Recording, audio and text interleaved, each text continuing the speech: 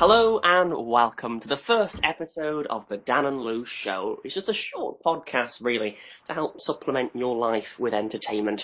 And hopefully this is going to be one of sort of many episodes to come. And if you like it, do keep an eye on the Dan and Lew YouTube channel, as well as the official Facebook page for more details. Now, if you haven't seen any of the previous videos that we've done before, and you're not entirely sure, because obviously this is a podcast, so it's all audio-based, who's who. The voice you're hearing at the moment is me, Dan, and the other person on the show is, of course, Lew.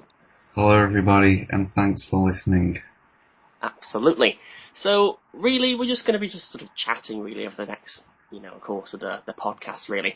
But what I'm interested at the moment, Lew, is pretty much, what you've been up to this week, because it's been quite a short week with the bank holiday on Monday. Oh, yes. And what have you been up to? Well, I didn't do anything for the bank holiday, I'm afraid. But I have been doing the usual things, volunteering at a charity shop on a Tuesday and a Friday, getting some experience. Because I can't get a job, because no one likes me, I'm afraid. So, but the week has been very, very smooth, with the introduction of a new family friend, aka Rupert the dog. Yes. Oh yeah, so, the dog. How old is your new puppy? Because he's only young, isn't he? He's 8 weeks too. 8 weeks, blimey. And what is it they have you doing at the charity shop then? They forbid me from using the till for some reason. Really?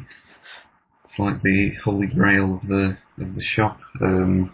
So what they do is they have me next door, taking donations, sorting through clothes and rat pits and stuff like that. And have you found anything untowards yet? What does that mean? Anything inappropriate that shouldn't be donated to such worthy causes. Well, we're not allowed to accept underwear, but I have handled plenty of bras this week. Enough bras. Well, my week hasn't been, I guess, as adventurous as that, really. Obviously, it's the summer holidays at the moment. The schools are off, and my normal job sort of quite involves schools. So, of course, during the summer holidays, I don't really have much to do. So I've sort of been doing overtime in the technical department at work. And they've had me posted up in County Durham, up in the northeast of England, this week. So I was there from Tuesday up until when I got back, sort of around 5:30 yesterday. And that was interesting. I've never been into Durham before, and I was driving through all the country lanes and so on. It's a big county, but there's not much there. It's mostly just fields and so on. And what I've sort of realised is that I'm pretty sure the majority of older people in the UK live in the northeast of England. All right. And I'd say at least 70% of the people there seem to think that driving in a 30 zone means that you have to do 25 miles an hour. And if you're driving in a 60 zone, you have to do 45 miles an hour. Because I can guarantee you, if any of you decide, or even if you decide one day to go to the northeast and drive, as contentious an issue as that is for you with driving, you'll quickly realise that a lot of people just drive at around 45 miles an hour, and I've no idea why. But that's pretty much all my week's been spent doing. I see. The hotel life on the road, all that sort of stuff. It was pretty fun, really. Well, sounds better than my week. Well, I don't know. You've had as you say, an introduction to your family. Yes, a very bitey introduction. Yes. Now, what I wanted to let you know was, do you actually know how to do something? And the particular thing I was sort of wondering whether you knew is whether you actually knew how to burn a CD. I don't know, dude. That sounds a bit tough. You're gonna have to explain to me. Okay. It's quite simple, really. That said, because of like USB sticks and all that sort of stuff, I don't think many, and even iPods and iPhones and all the other sort of things like that, burning a CD these days probably isn't one of the things that a lot of people do. But just in case, you did actually want to burn a CD, All you really need to do is sort of collect all the files on your computer or whatever first that you actually want to put onto the CD. And one of the sort of crucial pieces of information I can give you is don't forget that a CD only has around 700 megabytes of data on it. So if you have got more sort of information you want to put onto the CDs than 700 megabytes, you might want to have more than one CD. Now, once you've actually got all those sort of files together into a folder on your computer, place your blank CD into the disk drive of your computer. You can sort of get those from any hardware, PC shops or whatever. And then open up My Computer or Computer, depending on which sort of operating system you're working on, and open up the CD on it. At which point you should probably start hearing the disk drive start whirring around, and that's a good thing. Your computer's not going to blow up. And then it's quite simple. You just copy and paste the files that you've decided you want to put onto the CD to the CD that you've just opened up. Wait for them to actually be transferred fully, and then once you've done that, remove the CD from the computer. And it's probably important to point out that if the CD isn't rewritable, and you can tell that because when you buy the CD, it'll probably normally say it as well on the CD itself. It'll say RW, and that's rewritable. If it doesn't say that, it's not rewritable. And it just means that you won't be able to make any more changes once that's been done. It's essentially sort of a one-time only way to store things. Oh, damn. Unless you've got another way that you think that could happen. Burning a CD? Well, there's going to be a much simpler way of doing that, It's complicated. Tell you what you could do, though. Mm-hmm. Alternatively, you could do it the Dan and Lew way. Right. Because it doesn't really matter which type of CD you use or the storage on it. The method I'm about to tell you works for absolutely anything. Are you ready? That's Are nice you ready? Versatility. I'm ready. Okay. Making sure you wear sensible clothing for this too. Mm-hmm. Okay. And that you're outside, because if it's inside, then it's going to be a bit of a catastrophe. This sounds quite dangerous. You simply get the CD, rewritable or not. Okay, and then you put it on a fireproof plate. Oh, right. Which you can get from all homeware stores across the UK. Right? Yeah. And then, what you could also get from a homeware store is a blowtorch or flamethrower. Oh, right. Okay, which I'm sure you could get at a reasonable price. Yes. And ensuring it works safely by torching down a tree or something like that. Oh, yeah. Simply take blowtorch or flamethrower and point it at said CD, and you flame it, and that's how you burn a CD, That's how you burn a CD. Well, that is a much simpler method than mine, and I think the next time I actually want to burn a CD, that's what I'm actually going to do. Thank you very much. The best thing is you can just burn it anytime you like, whatsoever. Exactly. So long as it's obviously in a safe way, because it sounds like it's quite a dangerous activity, I think it's going to be a much more enjoyable and fun way to burn a CD in the way I was sort of describing it. Well, I've done it many a times, and trust me, my CD collection is just riveting with the smell of arson. Now, I've got a riddle for you after that. A riddle? A riddle, do? A riddle. You've got to explain what a riddle is to me. Well, a riddle, in case you didn't quite know, is just a question that I'm going to pose to you in a moment. And you sort of have to think outside the box to get to the answer, although I'm pretty sure that everybody is going to know what a riddle is.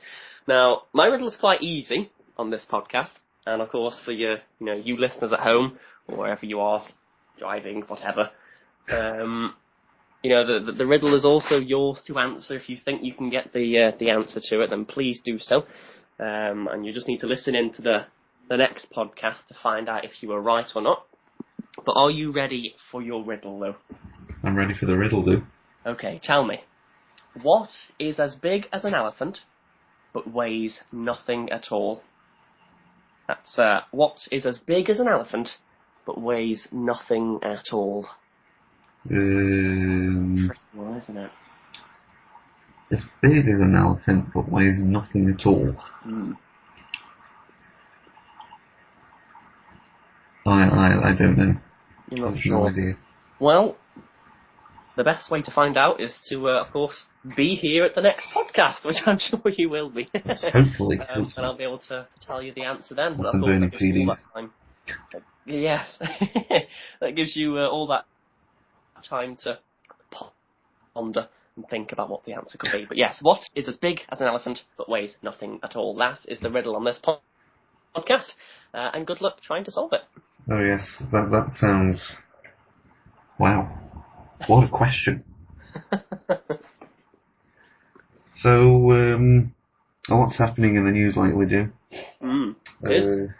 Some conflicts and stuff going on with the PM and stuff like that. But obviously we're not going to go through that. We're not going to depress the one or two listeners out there with all that stuff.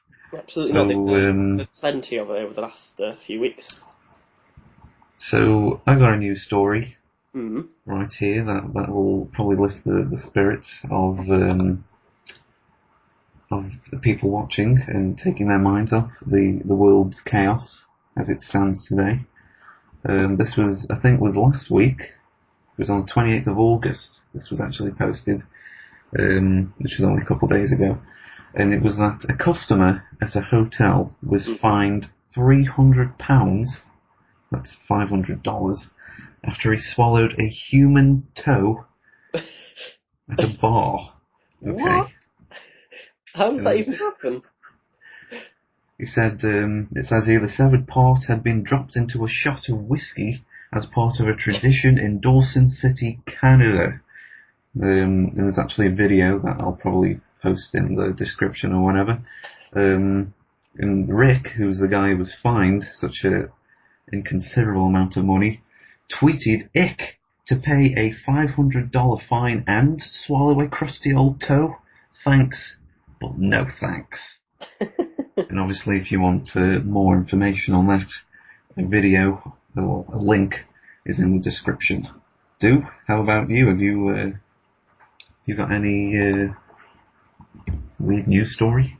Well, I don't think that I'm going to quite be able to top the news story of somebody accidentally or on purpose swallowing a human toe and then getting fined for it. This week I found one, I think it was on the 23rd or the 24th of August. On the Telegraph website, they did an article on, the first world problems that we all have. Okay. And it was sort of done by a survey from the company OnePoll. And they carried out a survey among around 2,000 people, sort of between the ages of 18 and 65. And they were just asked to sort of name their own first world problems and then sort of, mark a list out of the top ones. And the top 50 that they found, I'm obviously not going to read them all, but these are sort of first world problems. And when you sort of listen to some of these, you think, wow, I have actually thought about that myself as well. So the top on the top 50 was, it's boiling hot outside, but freezing in the air-conditioned office. So that's with it being, a really warm day, but then too cold inside the air-conditioned office inside. This is the best one. My wallet won't close because there's too much money in it. That's true. That's very it's true. Crazy. I bought a dishwasher and now spend longer packing and unpacking it than I did actually washing up. It's just different things like that, really. So, tea, for example, if people overbrew or underbrew a tea, it's quite common for people then to just remake it. And it was actually said by sort of a spokesman from that OnePoll company. He said, sometimes we forget just how good we've got it. And he says that when these moments occur, we should take a second and reflect on what aspects of our life aren't so problematic. Because if you think about it, in the third world, air conditioning in the third world, I don't know, that's someone blowing through a straw or something stupid like that. But yes, my wallet won't close because there's too much money in it. Seems to be one of the top 50 first world problems that we have. Well, going back to that air conditioning one, I actually have a fan in my room right now. Do you? It's kind of warmish. It's been warm/hot recently. Mm-hmm. And whenever I turn the fan on, it isn't long before I think, well, gee, it's a bit chilly now. And so I have to turn it off and therefore heat up again. And then the process just repeats. Just keeps going round and round. I had a similar thing actually at my last job, which was in an air-conditioned office. And it must have been a weekly thing that, people were just complaining about it being too warm or too cold inside their office. And you think, wow, we've created a system to manage climates inside our own offices, and still we can't get the perfect climate. It's silly. Indeed. Now, I've got a definition for you. We used to do this thing at school called Dan's Dictionary Time, and basically I would read out one of my favourite definitions from it. And I think that this week's definition on Dan's Dictionary Time is a particularly good definition. So this episode's word is smegma. Now, this definition is taken from Google, and smegma is a sebaceous secretion in the folds of the skin, especially under a man's foreskin. Now, smegma can be used in a variety of social applications. So, for example, you could go, "Oh, is that smegma on your cheeseburger?" And I was walking home last night, and all I could think about was your smegma.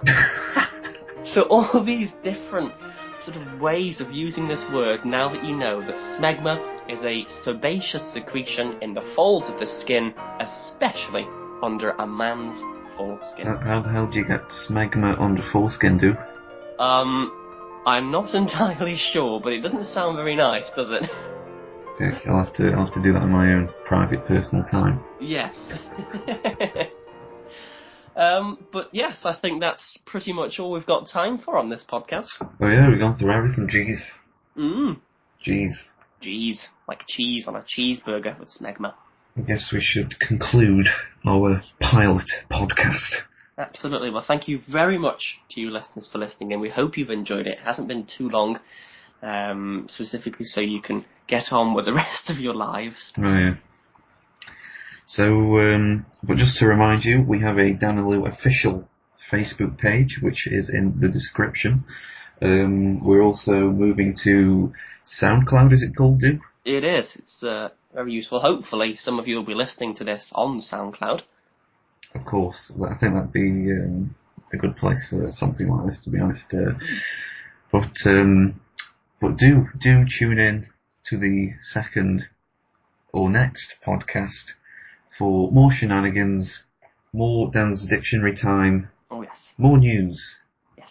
And most importantly, the answer to the riddle, Do, which was... What was the question, by the way? What is as big as an elephant but weighs nothing at all? Oh yes, the answer on the next episode. We'll see you then. Goodbye.